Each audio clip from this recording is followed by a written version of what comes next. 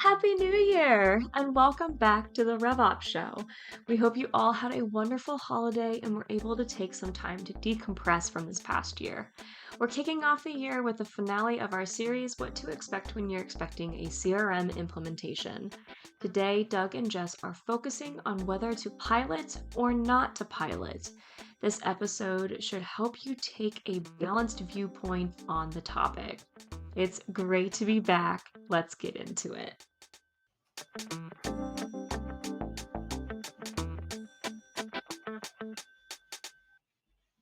Jess, Doug, you made it back. I did. I survived. Well, I expected you to more than survive. You were in your happiest place in the world, were you not? Exactly. I was. I really was. Did it meet your expectations? It did. The weather was beautiful. There was Christmas everywhere. It was wonderful. The weather was beautiful. There was Christmas everywhere.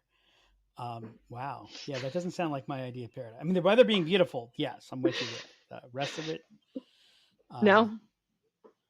More importantly, do you know what today is? We're recording on Festivus, Jess. We are recording on Festivus. Is this whole episode just going to be you airing your grievances? I think that's what we should do. I think we should air grievances today. But that would be a great episode. That would. If only you were. Now, here's the thing. Had you been here last week, we could have done the final installment of of what to expect when you're expecting a CRM implementation. We could have. It's all my fault. And then we could have done airing of grievances today. We could have. But we can't because we have to do the final installment. So you don't seem very upset by this, Jess. I don't know how interested the masses would be in us airing our grievances for an hour on the podcast. Well, the podcast is the length that the podcast is. No one says that the podcast has to be an hour. It's true. It's true. Right. We try to make sure it doesn't go over an hour, but we do. But I think I've got an hour's worth of entertaining grievances. I think you got an hour's worth of grievances. I don't know that I would say they're entertaining grievances, but you have an hour's worth of them. Oh, I think I have well beyond. I mean, if we're gonna drop entertaining as the requirement, I think I go to hours of grievances. I believe it. Jess, what's more, this is episode 43. Is it?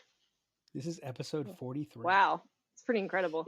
If someone had told you 2 years ago that you would do 43 podcast episodes and you'd be going strong, what would you have told them? I would have told them they were crazy, but here we are. If I had told you when you were thinking about coming here, oh, and Jess, you're going to be a co-host for one of our podcasts. No one has context for what you're talking about. Yes, I don't. When I came here, I did not enjoy speaking in any kind of public forum whatsoever. And when initially you said you wanted me to host the podcast, I had a reaction. I had a reaction. We'll just leave it at that. And now you can't shut her up. Exactly. But exactly.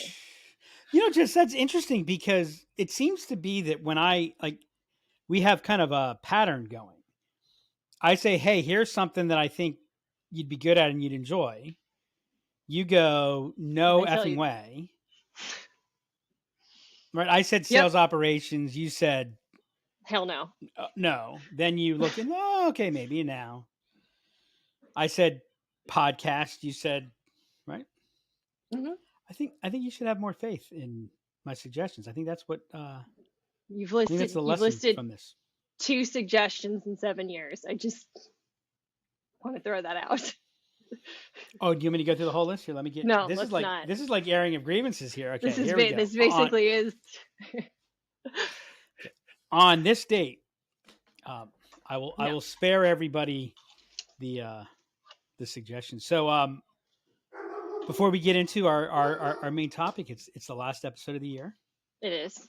It's the last day of the year for us in terms of working. So although we do have a streak, We have a 3-year streak that somebody reaches out that we don't know exists yet and signs before the end of the year. So they got 5 business days for that to happen. What are you going Although to do actually, if your streak gets broken? Like, what are you going to do if you don't, that doesn't continue? so the truth is, Jess, there's a teeny bit that's got me sad on that, because there's a number that I haven't talked about, that if one more thing of reasonable size comes through, that will hit. You have 5 days. Yeah, but this is the first time I can remember, though, that I've pretty much completely unplugged the week between Christmas and New Year's. I'm pretty good at that, but there's Yep. always one thing, maybe 2 things that there was a time we had to work with a client to get them going through a go-to-market strategy and website plan. There was another time that this is the first time that there's a couple things that are really low on the possibility, but actually there's nothing clear and evident that I'm gonna need to address. So I'm gonna. Then you should come back in a great mood. I usually do, don't I? You usually do. Yeah, you usually do. You usually do I a pretty good job of decompressing. I think this year I even kicked us all off with a video this year. You did. You did. I was explaining to somebody, I spend the first half, so we're going to be out for 10 days. So I'll spend roughly the first 5 or 6 days making an impression in the couch that'll last through 23.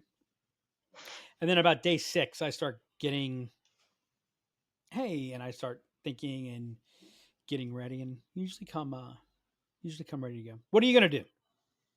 I'm hoping to do a whole lot of nothing. Good for you. That's what I'm hoping to do. So what's your biggest surprise this year that's positive? I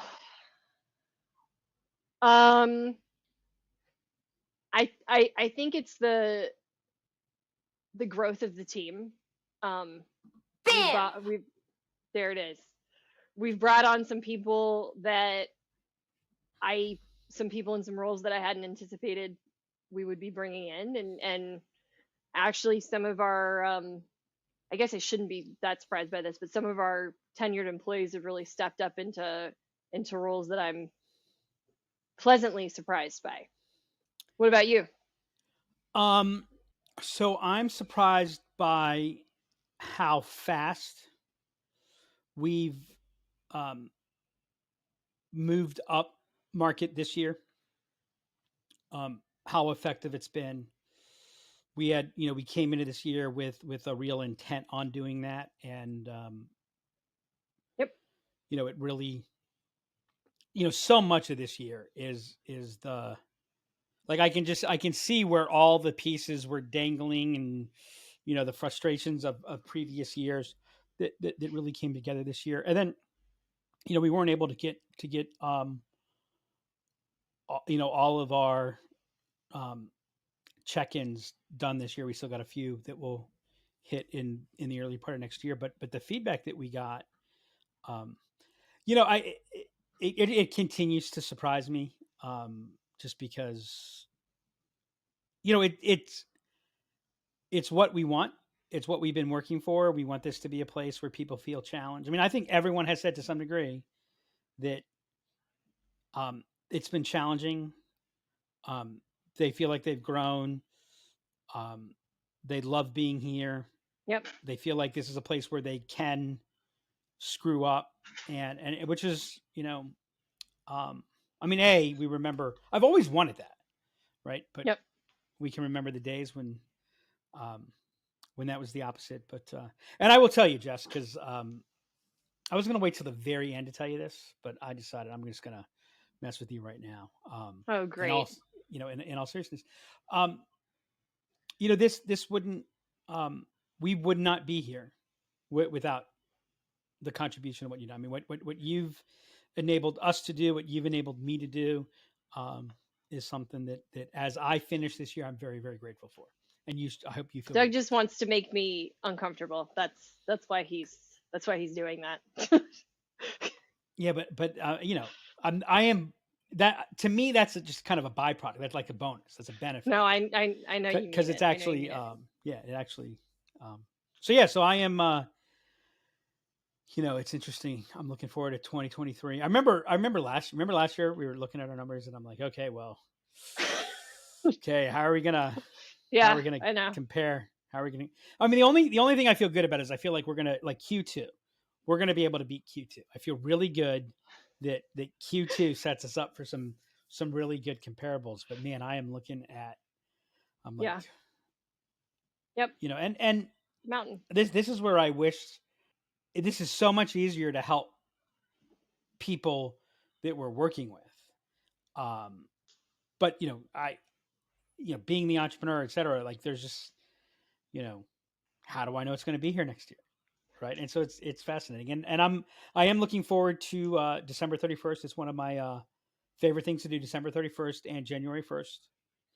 My ritual is I screenshot the numbers on the 31st and then I screenshot the numbers on the 1st. And it's like, Yep.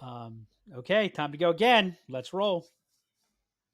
Yep. And with that, part 5 of what originally was going to be a 3-part series. What to expect when you're expecting a CRM. So what are we talking about today, Jess? Today we're going to talk about to pilot or not to pilot. I think we've been doing some really good alliteration is the wrong word. I don't know what to expect when you're expecting a CRM, right? To pilot or not to pilot, right? I think we're being very, very creative here from a RevOps perspective. It's good marketing. Call it that. That's what I keep telling myself when everyone else is probably going, "Oh my god, this is corny as hell." But to pilot or not to pilot, alrighty. So that's actually one of my it is moving up the charts towards one of my favorite topics to talk about. So I'm really looking forward to this one. So, why don't we start with the challenge of CRM implementation and why people want to pilot versus why should they pilot? I think that's a great place to start, Jess. Why don't you start there? Well, so that never gets old. No, never. Were you going to say something? Well, so I was going to say I can talk to why I think people want to pilot. Because do you want to start with challenge of CRM? Well, what I was going to say is I think the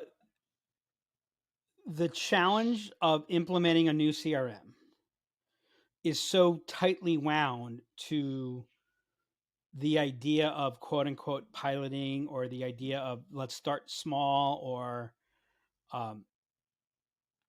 that like they really are two sides of the same coin. So I would love to get your perspective. We talk about the implications of it, but we actually we've never actually talked about the perspective of it. So I would love to hear your perspective. Yep. This is how we learn about everybody. That's why we do this show, is so that we can actually learn what the other person thinks. So I think why people want to pilot is it gives them a security blanket. I think everybody's terrified to launch, everybody's terrified to ship. And so piloting enables you to dip a toe in the water. It's lower risk, at least in your mind, it's lower risk. And so it's like, okay, well, let's put a pilot group on and see how this is actually going to work. And I think to a place where people get piloting wrong is they're expecting like a pilot to almost be like a full launch, and they're not looking at it from a learning experience. So they feel like there's the security, and we're going to put a small group in, and then everything's going to be totally smooth when we put the larger group in. So fear. So I'm glad you said what you said, because I think that articulates the perspective of most people. So I'm going to point out something to you that I probably don't get to point out when the conversation is real, in that, you talked about we're afraid to ship, we're afraid to launch. But this issue comes up way before that. Right? Oh, This, yeah, this is about absolutely. this is about making the decision about what you're going to decide. So it's not. I mean, so you are well before that, right? So it's kind of like, why do you see? I think people like the idea of piloting. I don't think most people. I think most people think piloting is, let's start small and expand from there. Let's start with a small group and expand Yep. from there. Yep. And I think that your it is fear. I think, so let's get at it, right? If you're really launching a new CRM, it's a risky experience. Yeah. And the reason it's risky, I think, has very little to do with the actual tech. I think the risk is all about the change management. Right. I agree. And that is why, and I'll give away the ending here. But I encourage people to listen through, because I really do hope this episode serves to help people take a balanced viewpoint at what is a very emotionally charged point. Because, by the way, this comes up at the moment of choice, right? It's the decision mode, it's the decision time, and now you have to make a choice. And so what piloting does, the idea of piloting, so let's talk about what a pilot should be. A pilot should be something that allows you to test a concept. So it's very similar to proof of concept. It allows you to test. It enables you to build potentially a business case. So it is in essence a controlled experiment designed to give you learning and a signal for a larger outcome, so that you can make better decisions, and ultimately it reduces your risk. So piloting is a risk mitigation strategy. And if anybody's ever read the book Crossing the Chasm, I exist today. I am the person that I am today because of the experience that I had reading Crossing the Chasm. And while the chasm itself was interesting to me, and that's what takes up all the oxygen, that's not what changed my world. What changed my world was that reading that book was the first time someone brought up that there's two types of innovation. There's two types of change. There's continuous innovation and there's discontinuous innovation. Continuous innovation is really product centric innovation. It is something that brings change, it brings improvement, but it doesn't require change from the user. So the example I like to use all the time for that is, if I invented a new refrigerator that had twice the storage capacity, used half the energy, and fit in the exact same footprint as your existing refrigerator, that's a very easy, I mean, it's awesome innovation, Right. very easy decision, right? If you've got a capacity issue with your refrigerator, you see that it pays for itself easily. If you're like, I mean, crap, my refrigerator's half empty anyways, then yeah, that's really neat. I don't need it. But there's like, if I buy it, I have the benefit. There's no risk. Discontinuous innovation means that the user has to change. Right? To get the benefit, to get the payoff, I have to change. And so you're now introducing two types of risk. Right? You're introducing the product risk. Does the product do what it says it does? Will the product stand up to what our needs are? But then you're also bringing what I'll call accountability risk. Will we do what we need to do? And then further, and if you think about with technology, which is so in the world of discontinuous innovation, if I come to you and I say, this is going to increase productivity, this is going to save you time, this is going to reduce, friction, and if I save you 15% time, what is that 15% worth?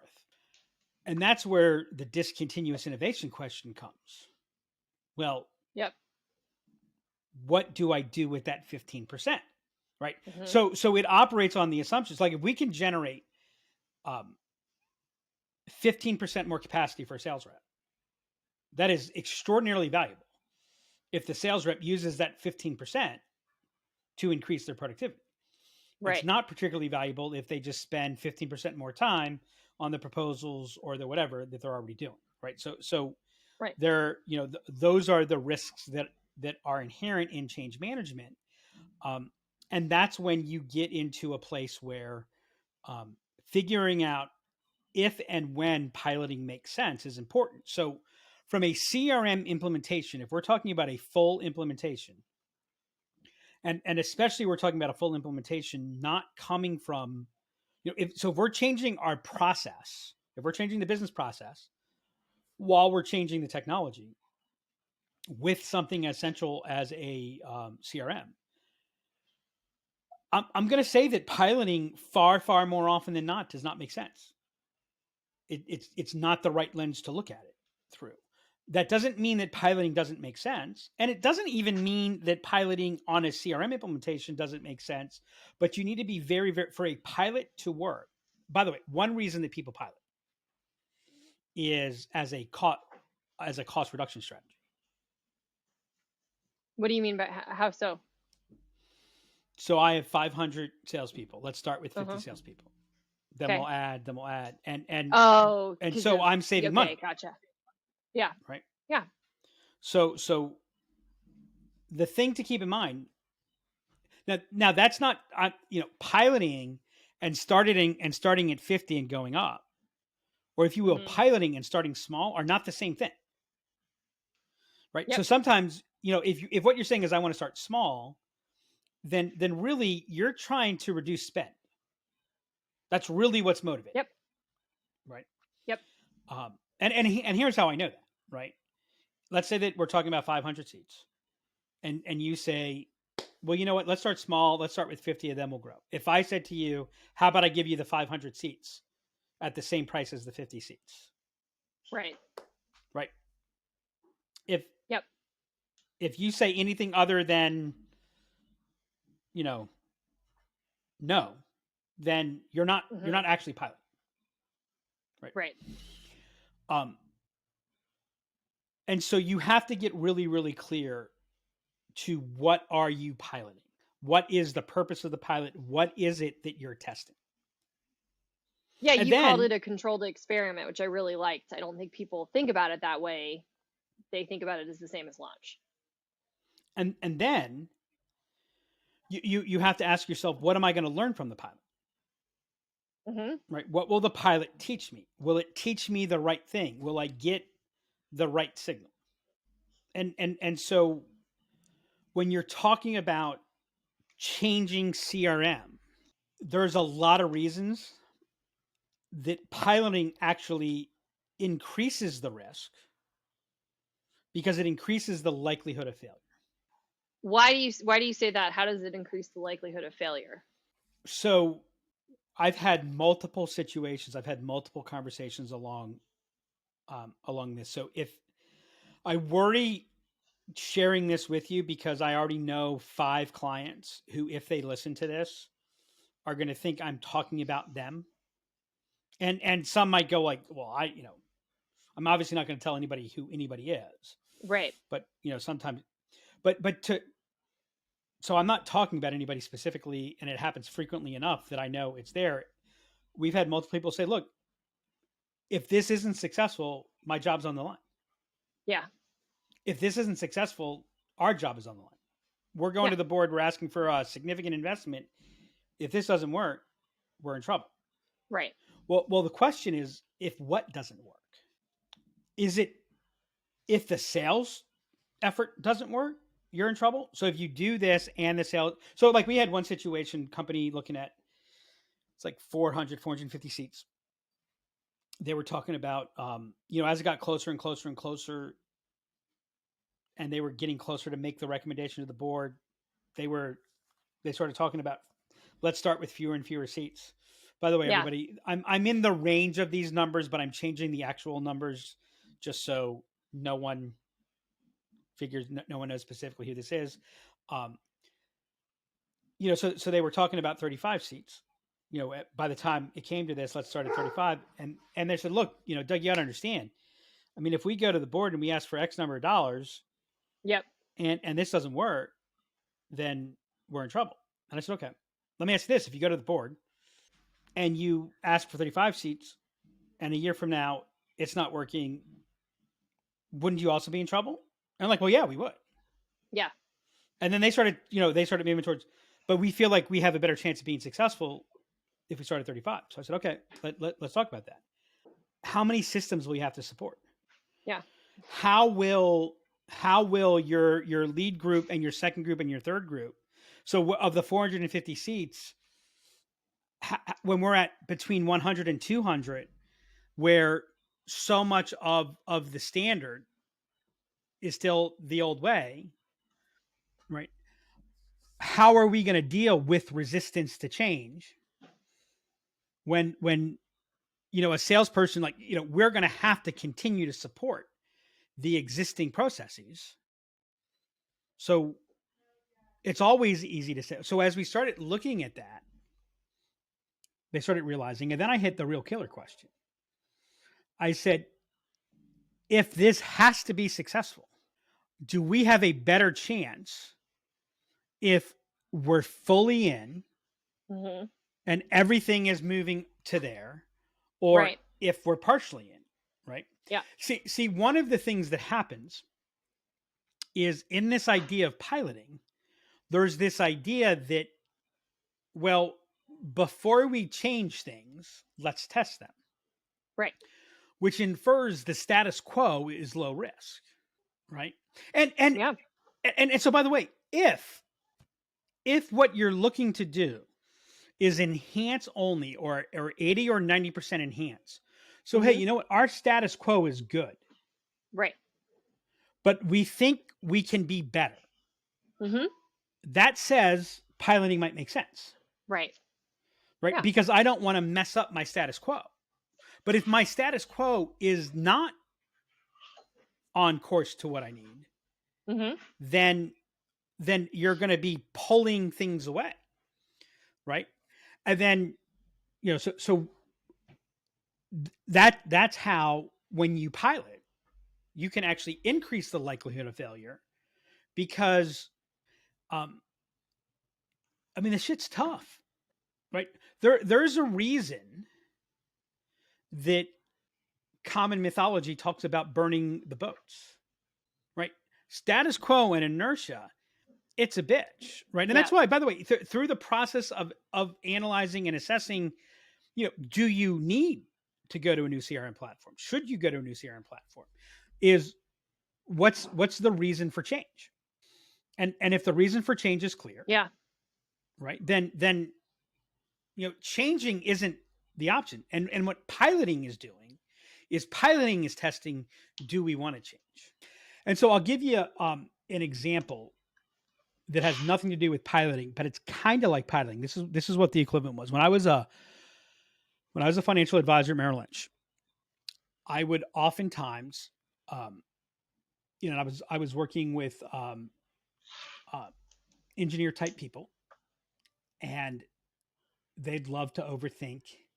And of course, at one of the main companies I was working with was Mobil. Mobil had been bought by Exxon. There was a reduction in force because of that at the senior level. So, I was not the only person, trying to market themselves to executives at Mobil. And I had more than one person there, and this happened in other places as well, who said to me, Doug, what I'd like to do is I'm going to hire two of you. And what I'm going to do is I'm going to let you each manage half of my portfolio for the next year. Yep. And then at the end of that year, I will, whoever's doing better, I will move to them. And my answer every time was no. Why is that? And by the way, some of these were good accounts. Like just a half would have been good accounts.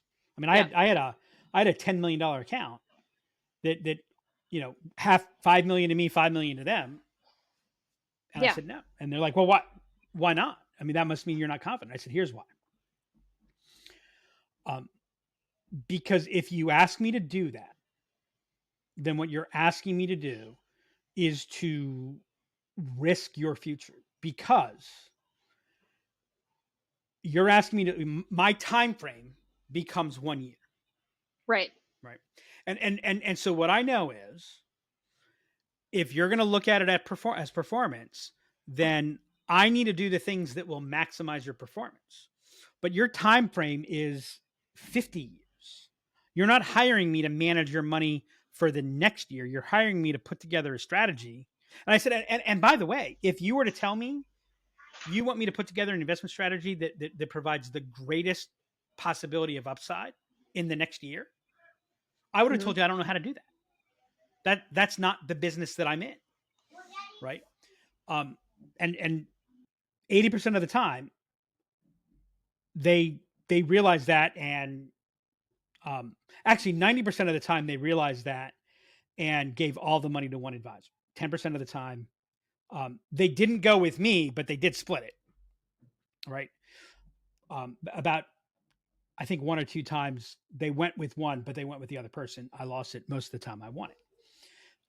But it's the same, it's the same element there. What is it that we're testing? Right. You're not really testing financial advice for 1 year. So like if we're testing change management, yeah. How long's the test? How long's the pilot? And by the way, does change management have a better chance of being successful when an entire organization is moving to the place, or if a small part of the organization is moving to that place? Yep. Right. And so that's where it creates a whole lot of risk. In the name of actually reducing risk. So that's why you got to be really clear. What is it that you're piloting? And if you're doing a process change, is that something that you would recommend? Like what are the things that you look at to kind of determine whether you pilot or not? Is it process change? Is it just system change? Is it size of team? Like what do you look at? I did have a company one time. I think they had 5 salespeople, and they said they wanted to pilot it first. I've had some of those on our smaller. And another one with about, I think it was 7, said they wanted to start small and then grow from there. And I'm like, okay, well, how small do you want to start? So if you're going to pilot, you do have to be of a certain size so that piloting at least makes sense. See, now what I'm going to share is our approach actually takes the concept of piloting and I think puts it into the right place. But let's talk about piloting in the way that most people talk about piloting. Piloting, a true pilot, is, first off, it is typically a good to great or a non-factor to good, right? So again, a pilot is based on the idea that the status quo is not causing harm. If the status quo is causing harm, then every day you're not changing, it's getting worse. Yeah. Right. So it tends to be, and yes, there are some exceptions, and I'd love to hear what your exceptions are. Feel free to, but it is, I refer to it as a vertical mindset to the process. Like, so you can't pilot a sales process transformation, right? You can pilot a, change to the first conversation. You can pilot, you can pilot marketing stuff much more easily than you can we're going to pilot email automation. We're going to pilot a new approach. I get into a lot of debates with people. Well, I guess I could just put a period there.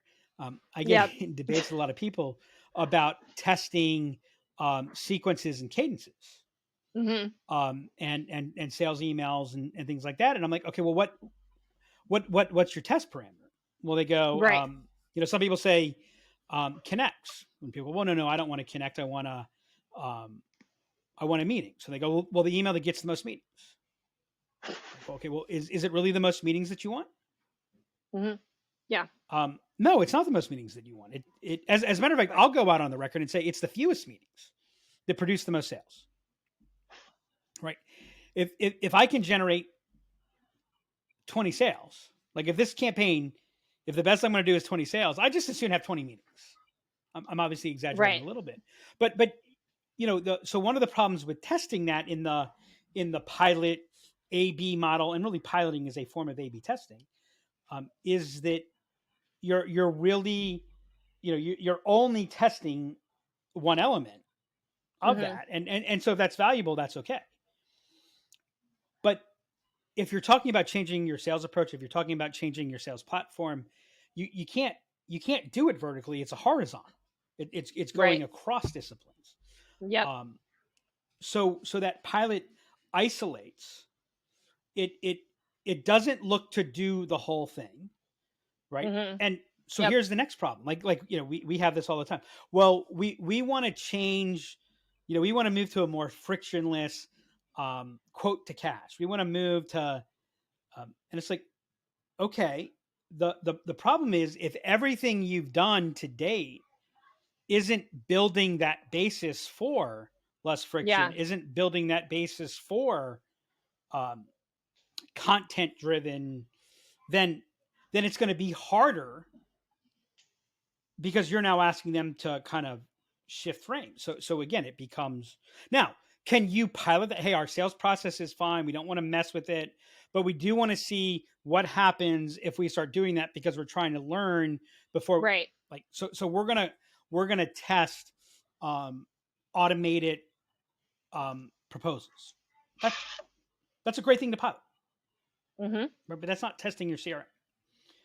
Um, and it does require that you have the systems to support everybody else so that there is a balance, because by the way, if you're piloting, what's your control group? Another element of your Yep. control group problem is let's say that you're a real estate company, you're a home, you're a real estate home company, and you pilot going into the third and fourth quarter this year. Well, your numbers are not going to look very good. Right. Right. Now, in that case, it's big enough, to understand that. But so there has to be a real understanding and clarity, to what is it that you're trying to do. So that vertical mindset, that clear element, we're looking for gain only. We've got, the base is there. You're piloting. You can't really pilot change management. And I would say it's even more so that you can't pilot change management with sales. Think of it this way: someone says we want to pilot sales development, Yep. right? Okay, how long is it going to take for us to know if this is going to work? Right. Well, Yep. to do that, the first thing that we need to know is how long is your sales cycle. Yep. So our sales cycle takes 9 months. Okay, great. Now, how long is the go to get a meeting cycle? Well, we don't really know what that is. So let's just say that's to get the full ramp. Let's just say that's 3 to 5 months.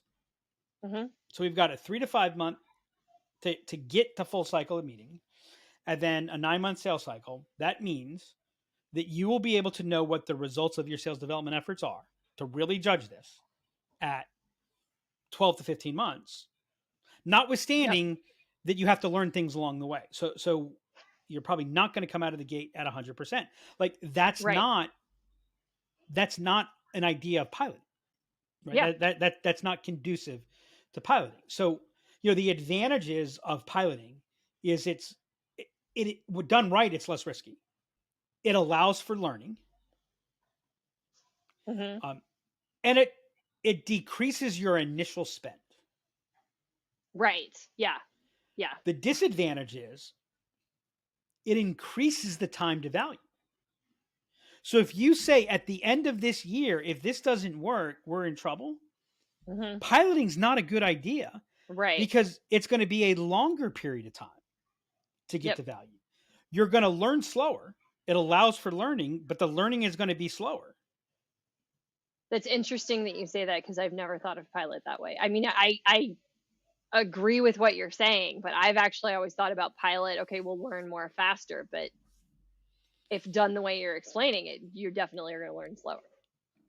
You'll learn some things faster. Right. See, this is where now there's a difference between piloting and rolling out. Yep. So roll out group 1. Like, I don't think you launch 500 people at the same time. Oh, I find that that's like the most effective way to. It's a joke. Well, except that if you look at it as one time or piloting, we're doing as one time because we're rolling out group 1 for 2 weeks. Then we're rolling out group 2. Then we're rolling out group 3, and we're allowing that water through the pipe. And then we have what we can call a pilot group to get the first tranche through, the first lens through, the first piece. And by the way, who should be in the pilot group? Right. So if we're looking for this to be a system-wide thing, don't have just your best people in the pilot group. No.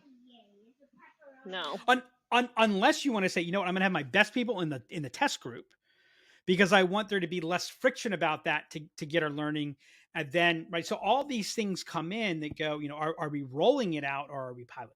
Right. So it slows down learning. Pilots are more disruptive. Piloting is an investment. Yeah. Right.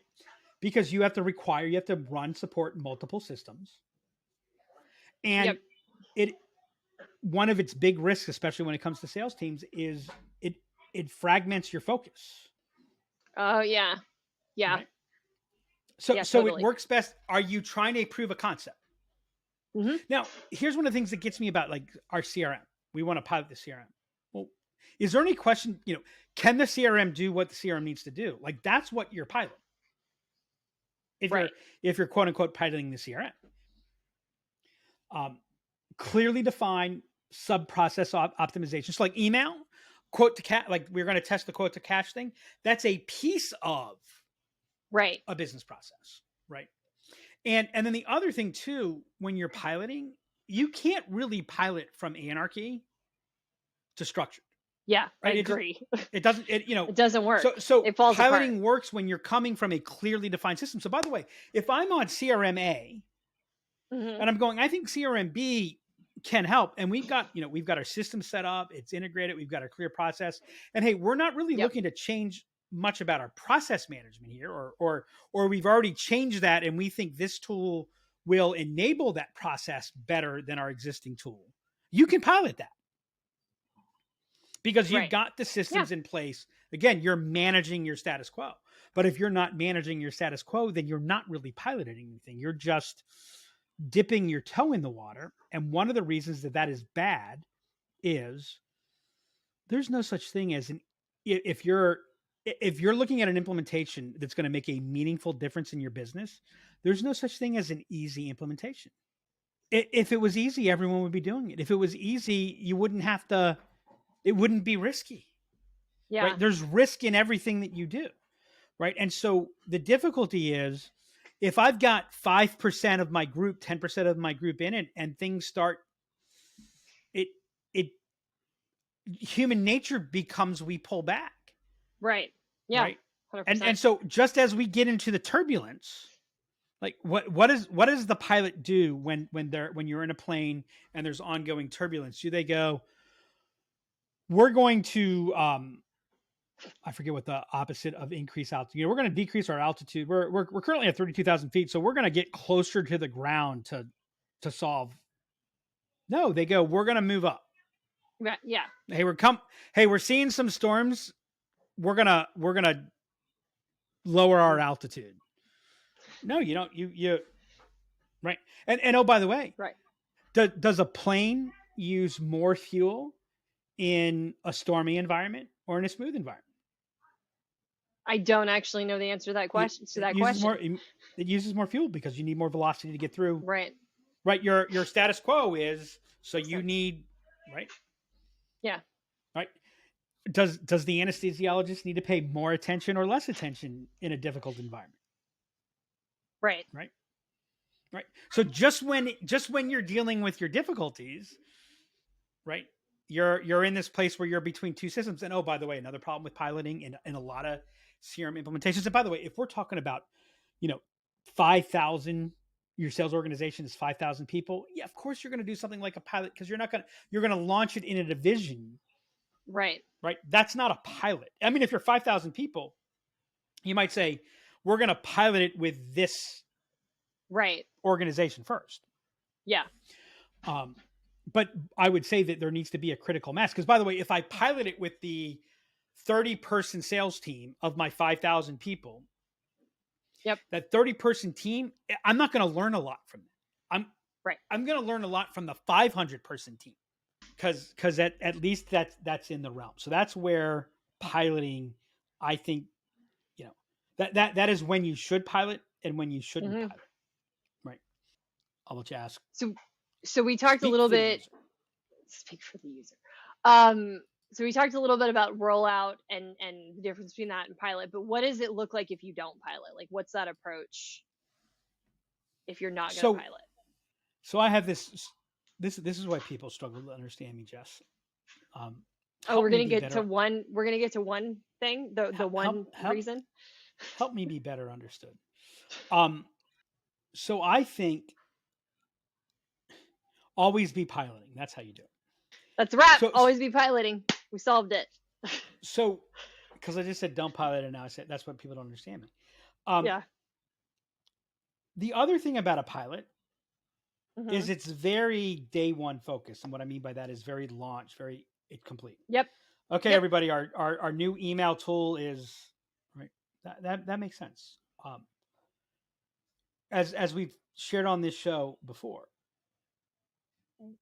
And by the way, I'm not a fan unless you're, you don't have to quite be at the Amazon level for A/B testing to make sense in the traditional way.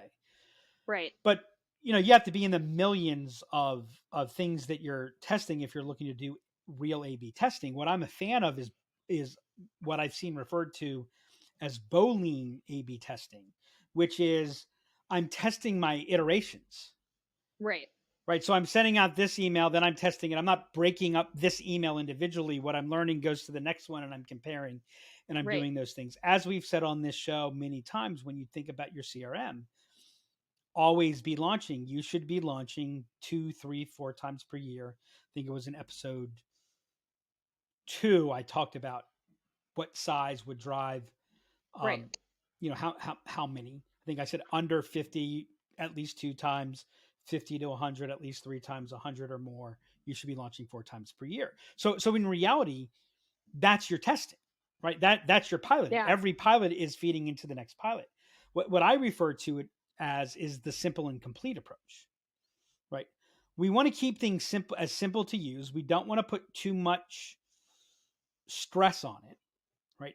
By the way, the simple and complete approach is very much the intent that the tech industry talks about MVPs. Right. But think about this for a second. I've got a new heart monitor. Right. That will detect whatever heart monitors are supposed to detect, that they struggle to detect. What's the MVP for that? It's a hell of a lot higher than the MVP for we're going to auto log emails into your database. Right. So there's a threshold to what's going on here. Minimum viable product doesn't mean do the least that you can do. It's get, solve for something. And there's 2 ways that you can solve for something. There's 2 ways that you can lower the threshold to solve. You can go vertical or you can go horizontal. And so if you think about the fact that, hey, we're solving this. And what I find is when change is key, viewing things horizontally tends to be more powerful than viewing things vertically. Yep. Right. So you're really looking at it through the lens of we're solving for certain jobs across the organization, across the people that are impacted. Right. We don't want to have 2 versions of the truth. Right. So we define complete by the level of capability that we're building next. Right. So this approach says that, hey, so we're going to take 2 to 3 months to configure. Then we're going to launch. And our launch is going to be, a 2 to 3 month launch. That's the rollout. Now, so that launch, so we're going to get 300, we're going to get your 500 people up and running over 60 to 90 days. Yeah. That's not a pilot. I know. Right? That's not a pilot. Yeah. Right. Yeah. Now, one thing I will tell you is, I've learned this. We've talked about project momentum and implementation momentum. That's a huge element. You get into inertia. It's crazy. And I'll say there's nothing that creates more friction, and there's nothing that makes an implementation heavier when some people are using this and other people are using that. No kidding. And so, there's an element that says, hey, let's get to over here as quickly as reasonably possible. So what you're doing with a simple and complete approach is you're looking to increase your velocity. And the way that you increase your velocity is we're going to get this here. We know that there's going to be a lot of shit that's not going to work. And so we're going to learn that and apply that over the next in the next launch or the launch after that. And there's an ongoing calibration and iteration that drives it. It leads to greater learning.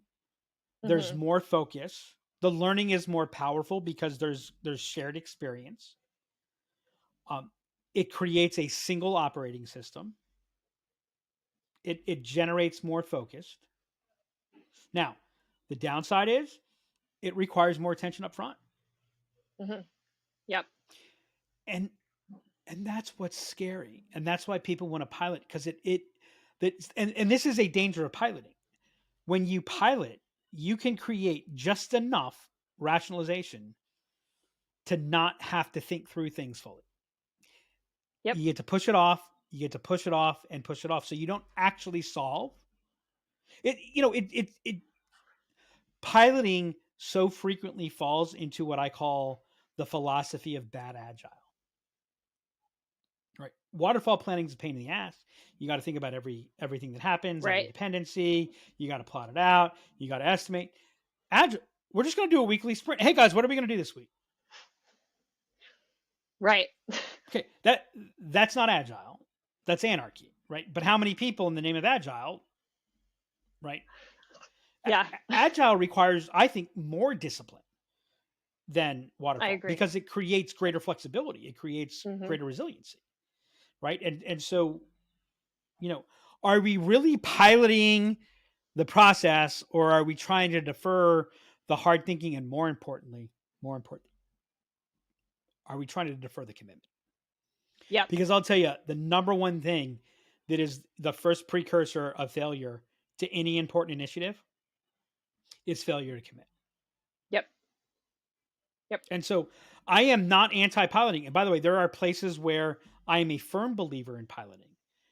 But in most cases, when we're talking about real full CRM implementation, a simple and complete approach, thinking through the lens of business process, this will require a greater capability in the underlying design, in how it's thought about.